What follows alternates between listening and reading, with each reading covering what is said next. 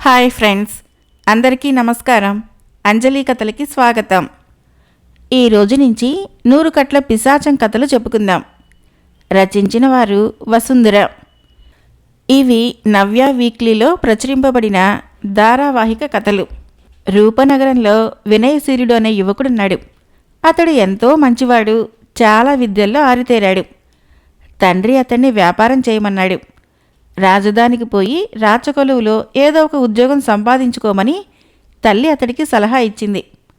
వినయశీలుడు ప్రియురాలి పేరు వివేకవతి. ఆమె మాత్రము ఈ రెండింటికి ఒప్పుకోలేదు. నీకు వచ్చిన విద్యను 10 మందికి చెప్పు, వాళ్ళు ఇచ్చింది పుచ్చుకో. తీరుబడి సమయంలో వృత్తి విద్యల్లో మనకున్న ప్రావీణ్యానికి అనుకూలంగా ఉండే వస్తువులు తయారు చేద్దాం. దొడ్లో కూరలు పండిద్దాం. ఒకరి ప్రమేయం లేకుండా ఇక్కడే హాయిగా మనం బతకవచ్చు కదా అంది వివేకవతి. వినయశీలుడికి ఈ మాటలు బాగా నచ్చాయి. అతడు తన ప్రియురాలు చెప్పినట్లే చేద్దామనుకుని తన ఉద్దేశాన్ని తల్లిదండ్రులకు చెప్పి వివేకవతిని పెళ్లి చేసుకోవాలనుకుంటున్నట్లు చెప్పాడు. అతడి తల్లి తండ్రి అందుకు అంగీకరించారు. వివేకవతి ఇంటికి వెళ్ళి పెళ్లి గురించి ప్రస్తావించారు. అందరికీ అన్నీ సమ్మతమయ్యాయి. అప్పుడు వివేకవతి తండ్రి ఒక పండితుడిని పిలిపించి జాతకాలు చూపించాడు. పండితుడు ఆ ఇద్దరి జాతకాలు ఎంతో శ్రద్ధగా పరిశీలించాడు. అన్నీ చక్కగా సరిపోయాయి. ఈ వివాహం జరిగితే ఈ భూమి మీద ఇంతకంటే చక్కని జంట ఉండబోదు. అయితే వివాహం అప్పుడే జరిపించవద్దు, 101 దినాలు ఆగాలి అన్నాడు పండితుడు. అంతవరకు మంచి ముహూర్తం ఏదీ లేదా అడిగాడు వివేకవతి తండ్రి ఆశ్చర్యంగా.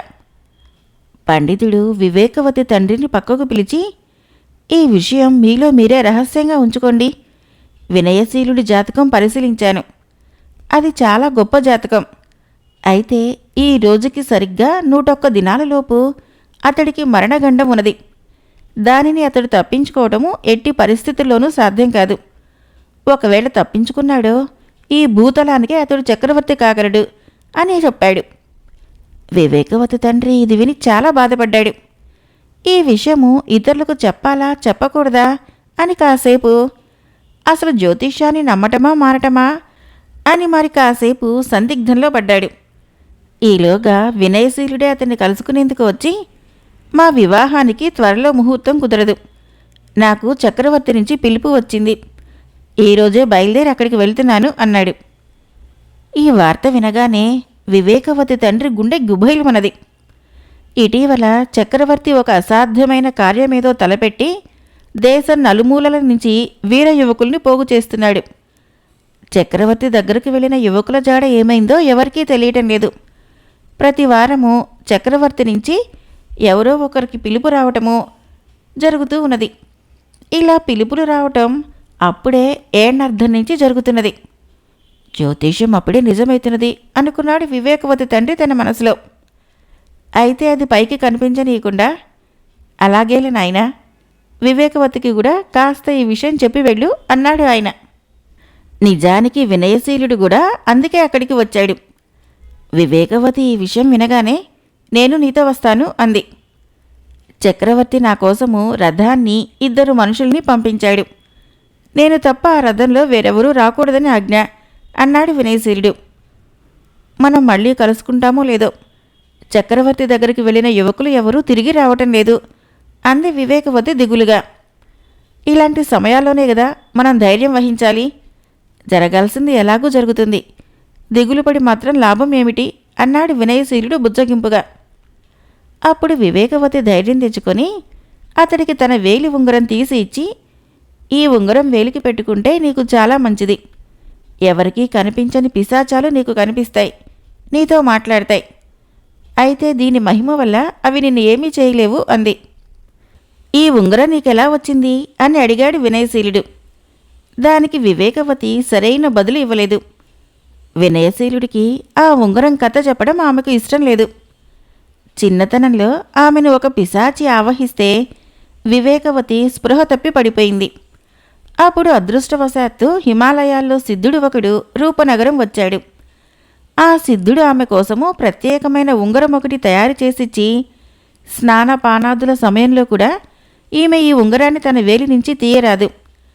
ఈ ఉంగరాన్ని గనక పారవేసుకుంటే ఆ రోజు నుంచి లెక్కపెట్టి సరిగ్గా 101 దినాలకి ఈమె మరణిస్తుంది అని చెప్పాడు. ఆ ఉంగరం పెట్టుకున్నప్పటి నుంచి వివేకవతి మళ్ళీ మామూలుగా ఉంటున్నది, తిరుగుతున్నది. ఉంగరం తీయటము ప్రమాదమని వివేకవతికి తెలుసు. అయితే ఆమె వినయశీలుణ్ణి ప్రాణం కంటే ఎక్కువగా ప్రేమిస్తోంది. అతడు ఊళ్ళో లేనప్పుడు తను స్పృహ తప్పి ఉండటమే చాలా మంచిదని ఆమె అనుకుంది. 101 దినాలలో అతడు రాకపోతే తను బ్రతికి మాత్రం ఏం ప్రయోజనం అని కూడా ఆమె అనుకుంది.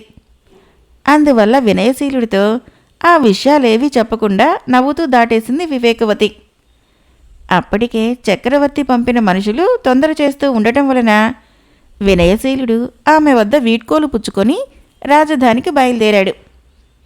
వినయశీలుడు రథంలో వెళ్ళిపోయిన కొద్ది క్షణాలకి వివేకవతి కెవ్వుమని అరిచి స్పృహ తప్పి పడిపోయింది.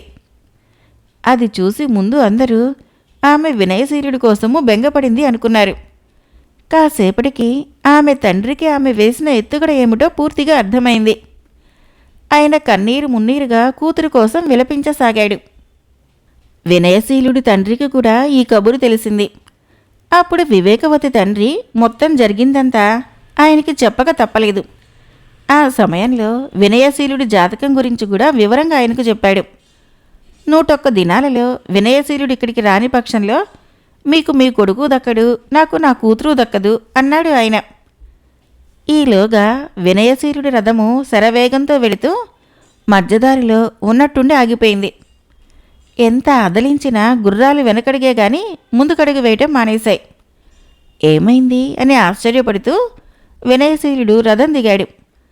అప్పుడు దారికి అడ్డంగా ఒక పిశాచం పడుకొని ఉన్నట్లు ఉంగరం మహిమ వల్ల వినయశీలుడికి తెలిసింది. ఎవరు నువ్వు? మా దారికి అడ్డం తొలుగు అన్నాడు వినయశీలుడు. అప్పుడు ఆ పిశాచము వినయశీలుడికి తన కథంతా ఇలా చెప్పింది. నేను ఒక పిశాచాన్ని. ఒకానొకప్పుడు నేను మహాబలవంతుడినై అంతులేని ప్రజాపీడన కావిస్తూ ఉండేవాడిని. ఈ భూమి మీద మనిషన్నవాణ్ణి లేకుండా చేయాలని సంకల్పించాను. జననాశనం చేయసాగాను. అప్పుడు అగస్త్యుడనే ఋషి వెతుక్కుంటూ వచ్చి నన్ను కలుసుకొని నాకు 100 కథలు చెప్పాడు.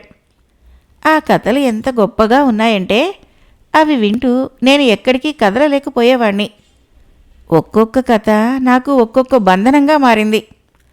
అగస్త్యుడు 100 కథలు పూర్తి చేసేసరికి నేను ఎక్కడికి కదలలేని స్థితికి వచ్చాను. అప్పుడు అగస్త్యుడు నన్ను చూసి, ఈ రోజు నుంచి నీ ఆట కట్టు. నీకు నేను అగస్త్య బంధనం చేశాను. ఈ బంధనం గురించి నువ్వు బయటపడాలంటే నేను చెప్పిన కథలని నువ్వు వేరే ఎవరికైనా చెప్పాలి. వాళ్ళు ఆ కథలని మనస్ఫూర్తిగా వినాలి. అలా ఎవరైనా నీ నుంచి మొత్తము 100 కథలు విన్న రోజున నువ్వు మళ్ళీ బంధ విముక్తుడివి అవుతావు. అంతవరకు నువ్వు 100 కట్ల పిశాచంగా ప్రచారం పొందుతావు అని చెప్పాడు. అప్పటినుంచి నేను ఇలా పడి ఉన్నాను. గాలివాలున చెట్లు, గుట్టలు, మిట్టలు దర్శిస్తూ ఈరోజు ఇక్కడ పడ్డాను. నువ్వెవరివో గాని అద్భుత శక్తులున్నవాడివి కాబట్టే నేనిప్పుడు నీకు కనిపించాను. నా మీద దయ ఉంచి అనుమతినిచ్చావంటే నేను నిన్ను ఆవహిస్తాను. అందువల్ల నీకేమీ నష్టం ఉండదు. నువ్వు పిలిచినప్పుడల్లా పలుకుతాను. నాకు ఇలా గాలివాలున కొట్టుకుపోయే దౌర్భాగ్యాన్ని తప్పించిన వాడివైతావు. నీకు మనస్ఫూర్తిగా కథ వినాలనిపించినప్పుడల్లా నీకు ఒక కథ చెబుతూ ఉంటాను. నీ కారణంగా నాకు బంధ విముక్తి లభిస్తే బుద్ధిగా హిమాలయాలకు పోయి దైవ ప్రార్థన చేసుకుంటాను. నా కోరిక తీర్చవు అని అడిగాడు 100 కట్ల రాక్షసుడు. పిశాచం మాటలు విన్నాక వినయశీలుడు కాసేపు ఆలోచించాడు. తాను తలపెట్టిన పని ఎంత ప్రమాదకరమైందో తెలియదు.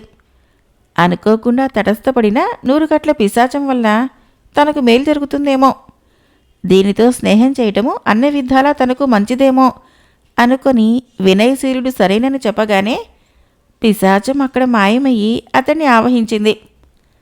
అయితే వినయశీలుడికి అంతా మామూలుగానే ఉన్నది. అది వివేకవతి ఇచ్చిన ఉంగర మహిమ. ఆ వెంటనే గుర్రాలు కదిలాయి.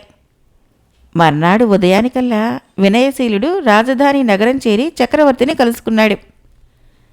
చక్రవర్తి వినయశీలుణ్ణి ఏకాంతానికి తీసుకొని వెళ్ళి ఇలా అన్నాడు. వినయ, నేను ప్రజాక్షేమం కోరేవాడినే కానీ ప్రజాకంటకుడిని కాదు. ఇటీవలే నేను ద్వితీయ వివాహం చేసుకున్నాను. కొత్త మహారాణికి వీరుల్ని పరీక్షించడం సరదా. ప్రతి వారము ఆమె ఒక పరీక్ష పెడుతుంది. ఆ పరీక్షలో నెగ్గితే నీకు 1,00,000 వరహాలు కానుకగా ఇస్తాను. ఈరోజు రాత్రి నీకు పరీక్ష జరుగుతుంది. 1,00,000 వరహాలు నెగ్గుకోవాలని ఆశీర్వదిస్తున్నాను అన్నాడు. మరి నేను ఆ పరీక్షలో ఓడిపోతేనో అన్నాడు వినయశీలుడు. అది నీ దురదృష్టం అని ఊరుకున్నాడు చక్రవర్తి. ఆ తర్వాత వినయశీలుడికి మంచి మర్యాదలు జరిగాయి. చక్కని విడిది, రుచికరమైన ఆహారము, మెత్తటి పక్కా ఏర్పాటు చేశారు. వినయశీలుడు విశ్రాంతి తీసుకుందామని అనుకుంటూ ఉండగా అతడిని ఆవహించి ఉన్న 100 కట్ల పిశాచము పెద్దగా నవ్వుతూ ఇలా అంది. ఓయి వెర్రిబాగులవాడా, నీకు మహారాణి పెట్టే పరీక్ష ఎలా ఉంటుందో తెలుసా? నీళ్లు లేని మడుగులో ఒకేసారి 8 మొసళ్లతో పోరాడాలి నువ్వు. పోరాటం కొనసాగుతూ ఉండగా మడుగుని క్రమంగా నీటితో నింపుతారు. ఆ నీటిలో నుంచి ఆ ముసళ్లను తప్పించుకొని బ్రతకటం కష్టం.